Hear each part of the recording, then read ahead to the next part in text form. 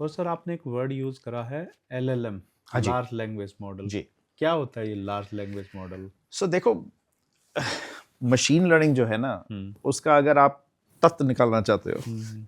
तो वो यही है कि आप एस्टिमेट कर रहे हो कंडीशनल प्रोबेबिलिटीज। तो अब ये जो लार्ज लैंग्वेज मॉडल्स हैं, हम्म। ये भी एक प्रोबेबिलिटी सीख रहे हैं हम्म। कि ये अगर वर्ड्स बोले गए हैं किसी ने, हम्म। तो अगला शब्द क्या होगा। That's the basic foundation of these large language models. Hmm.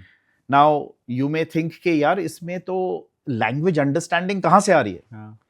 Right? हाँ। क्योंकि आप तो यही कह रहे हो कि ये एक प्रोबेबिलिटी हो गई कि ये 4 शब्द बोले तो 5वां शब्द यही होगा, हम्म। राइट? तो उसमें there is a lot more involved kind of technologies that have been built hmm. that try and get an understanding of different words, hmm. right? के to know, for a human to know कि a tiger hmm. and a lion are much more similar than a mouse, hmm. right? Computer के लिए बड़ा मुश्किल है, क्योंकि computer को तो ये लगता है कि 3 वर्ड्स हैं, हम्म। अब इनकी मीनिंग क्या है मेरे को नहीं पता। हम्म। बट ये जो सिग्निफिकेंट एक जो पुश मिला है नेचुरल लैंग्वेज को, हम्म। वो ये है कि they have been able to map every word hmm. Into coordinates, into numbers. Hmm. इनको एम्बेडिंग्स कहते हैं, embedding, word right? Embedding. Word embeddings. और इसको चेक करने के लिए कि ये वर्ड सही हैं कि गलत हैं, उन्होंने अलजेब्रा करके दिखाया जी, वर्ड्स के साथ, वर्ड्स के राइट? साथ। किंग को लिया, हम्म। उसमें से मेल हटा दिया, उसमें ऐड कर दिया फीमेल, तो क्वीन बन गई, जी। राइट? सो इस तरह का मैथ्स हम पहले कभी नहीं कर पाते थे, क्योंकि हमें मैपिंग ही नहीं पता था कि इस वर्ड को इन नंबर्स पे कैसे डाला जाता है, राइट? तो एक टाइम पे जब हम ये कर पाए, जो कि ज्यादा टाइम नहीं हुआ इस रिसर्च को, जी। बट उससे क्या हुआ है कि because now we are in some way bringing semantics into our understanding, right? कि ये वर्ड का मीनिंग क्या है और इस वर्ड का मीनिंग क्या है, और अगर ये दोनों वर्ड्स की मीनिंग सिमिलर है तो इनके नंबर्स भी सेम होंगे, राइट? जी। एम्बेडिंग्स भी सेम होंगे। तो वो सारा जो है आपके लार्ज न्यूरल नेटवर्क मॉडल्स में एम्बेडेड हो गया, राइट? और उसके करके actually the neural model is understanding the sequence of words and is able to predict the next word, and that's why it has got so good now. So एक तो ये embeddings है, और एक दूसरा एक नया जो न्यूरल मॉडल निकला है वो उसका नाम है ट्रांसफॉर्मर्स। हाँ, और इन दोनों को अगर आप इकट्ठे कर दो, जो कि हो गया है अब, तो आपके पास ये अमेजिंग टेक्नोलॉजी अब बन गई जो कि वर्ड्स प्रिडिक्ट कर सकता है कि what a human could say.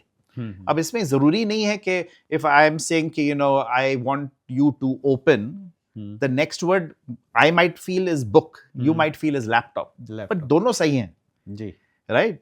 सो जो वो क्रिएट करता है could be very different from what a human may create, but it is very believable, it is correct, grammatically correct, it looks sensible, that it is actually the words go together to create a whole, right?